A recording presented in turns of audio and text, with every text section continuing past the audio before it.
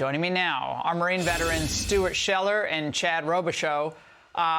Chad, let's start with you. Kirby didn't mean to hit reply all. That's happened to the best of us. But he was talking about both of you in that email. So what is your response tonight? Well, he was talking to me, and he was talking to millions of other veterans who disagree with the withdrawal of Afghanistan. As I mentioned in that op-ed, Afghanistan is the most strategic place in the globe between Iraq, Iran, Russia, and China, and is no interest in American national security or global security, for that matter, for the United States to be removed from there, especially in the way in which it was. And he knows that. John Kirby made an oath to the Constitution and the American people a long time ago, but he's traded that commitment and loyalty to D.C. elites and partisan politics. And so for him to lie to the American people and disrespect the service members who fought there for our national security for 20 years, including myself 8 times and my son, 2 generations of that, it's completely disgraceful. He wore a uniform at one point, and now he's using that uniform and his history as a service member to cover up the atrocities of elite politicians in D.C. and Biden and Harris. And everyone knows it. Kirby did give us an official statement after his reply all mistake. He said, while I acknowledge not every veteran agrees with them, I stand by my comments in the briefing room. What was cherry-picked and selective was in the report itself, and what's most important is that America's longest war is over, and those still serving in uniform are better positioned to meet the threats we face today.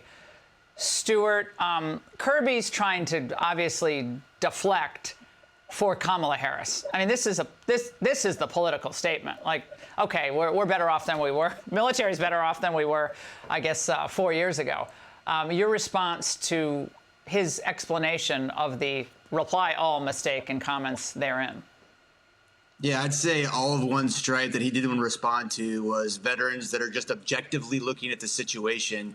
And when you look at the facts, this will go down as a strategic failure at the National Security Council, probably the biggest one in the last 50 years, which Kamala Harris and Joe Biden were a part of. So John Kirby was a former admiral. And so right now, the problem with the United States military, he's talking about how we're best shaped to face the future threats. Right now, we have the best resources, the best training facilities, the best young talent. We have $1 trillion annual budget. The reason why the military is so weak is because we have general officers and admirals that will lie and do things within their self-interest to spin a narrative. If we had performers out there and people that were able to come up with a good plan and convince people at the National Security Council, this would have never happened. So John Kirby, in my opinion, is everything that's wrong with the United States military. Well, no, I mean, to Trump's point at the debate, which I thought was one of his best points, yeah, I fire people. They don't fire anyone. There is never a reason to fire anyone in the Biden administration and the Harris administration.